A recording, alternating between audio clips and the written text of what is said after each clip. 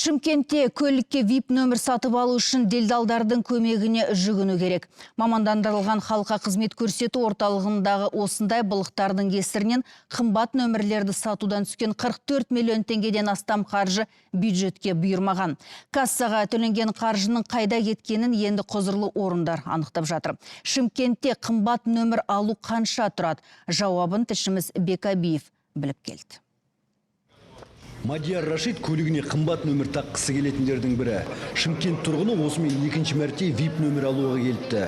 3 әрпінен тұратын серия үшін осыдан 3 жыл бұрын 130 мың теңге берген жігіт, бұл жолы әріптері бірдей серия үшін 160 мың теңге төлеуге дайын.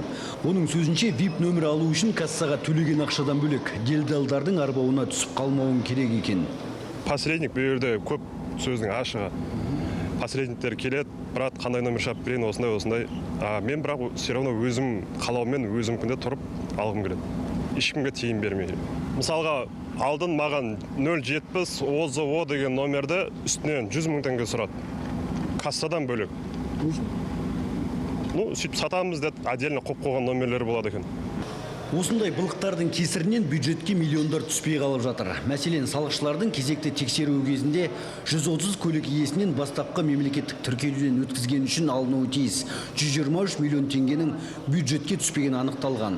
Одан бөлек, касса арқылы алынуы тиіс VIP нөмірлердің ақшасы ұшты-күйлі жоқ.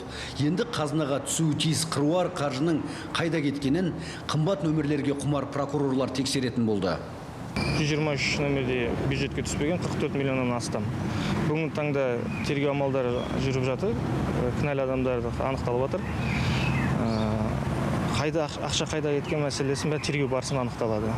Квитанция дейді, подделка мәселесі бойынша басқа да тағы да бір өзге де деректер бойынша қазір кім кінәлі екен бәрін қазір тергеу амалдарымен баяндай аламыз. Мемлекеттік нөмірлерді тіркеумен айналысатын мамандандырылған халыққа қызмет көрсету орталығына барғанбыз.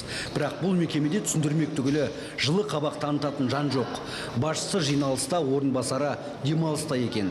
Ал бұл мекемеде үшінші басшымын деген бұл азаматша ақшаның қайда кеткенін айта алмай, ат-тонын ала қашты. Жоқ, мен сұхбат бермеймін, маған сұхбат берілмесін.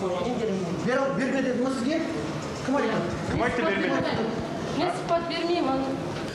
Сатылып жатқан VIP нөмірлердің миллиондары бюджетке түспей жатқанын Шымкент қалалық мемлекеттік кірістер департаменті анықтағанымен, ол жақта да түсіндірер ешкім жоқ. Себебі қазынаға жетуі тиіс мол қаржы жоғалды деп ақпарат таратқан үшін өздері де жазаланып жатыр екен.